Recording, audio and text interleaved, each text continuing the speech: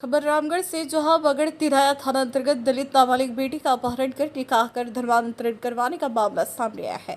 इस मामले में बगड़ तिराया पुलिस ने बलात्कार अपहरण पॉक्सो एक्ट की विभिन्न धाराओं में मुकदमा दर्ज कर लिया था। मंगलवार को दलित समाज के सैकड़ों लोगों ने नाबालिग बेटी के पिता के साथ डीएसपी कार्यालय में आरोपी की गिरफ्तारी की मांग को लेकर गुहार लगाई थी।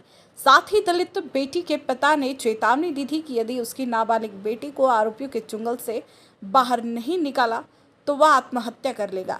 यह मामला दिन पर दिन तूल पकड़ता जा रहा है। इस मामले में आज भाजपा में निमिकेतन संस्था के अध्यक्ष व भाजपा नेता जय आहूजा ने मीडिया के समक्ष बयान दिया है। बगड़ तिराया अंतर्गत दलित समाज की नाबालिग बेटी को मुस्लिम समाज का युवक अपहरण कर ले गया और उससे निकाह उसका धर्म परिवर्तन कराया जा रहा है।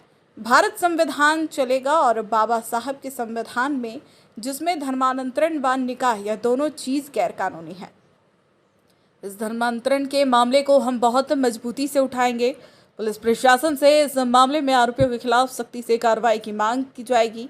किसी भी तरह बच्ची को उनके चंगुल से निकाला जाएगा और इन दुश्मनों के खिलाफ, जो कि खुला नाच कर रहे हैं और हिंदू बेटियों को प्रेम जाल में फंसाकर लव जिहाद जैसे मामले किए जा रहे हैं। लोकसभा के चुनाव के बाद मुख्यमंत्री से राजस्थान में धर्मांतरण कानून लागू करवाने की मांग की जाएगी, जिससे कि कई प्रदेशों में लव जिहाद जैसे मामलों में रोक लगा सके।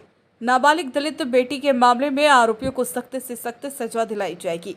ऐसे कृत्य करने वाले आरोपियों को बर्खास्त नहीं किया जाएगा। लोग लोकसभा में आरक्षित वर्गों से आते हैं। एससी एसटी के लोग तो सीधे आरक्षित सीटों से पहुंचते हैं, लेकिन ओबीसी के बहुत बड़ी संख्या में सांसद जीत के संसद में पहुंचते हैं और पूरे भारत में ओबीसी को नगरपालिका और पंचायत चुनाव के अंदर आरक्षण भी मिला हुआ है, नौकरियों में आरक्षण मिला हुआ है। तो इस प्रकार का जो प्रोपेगेंडा है वो कैसे संभव है? 67% लोग क्या अपने हक की आवाज़ नहीं उठाएंगे? माननीय प्रधानमंत्री जी 14 तारीख को भरे मंच पे बाबा साहेब के कार्यक्रम में दिल्ली में कह चुके कि हमारे होते हुए संविधान को और आरक्षण को कोई छू भी नहीं सकता। अभी 13 तारीख को माननीय अमित शाह जी हरसौली आए थे अलवर लोकसभा क्षेत्र के कार्यक्रम में, उन्होंने भी मंच से यही बात कही।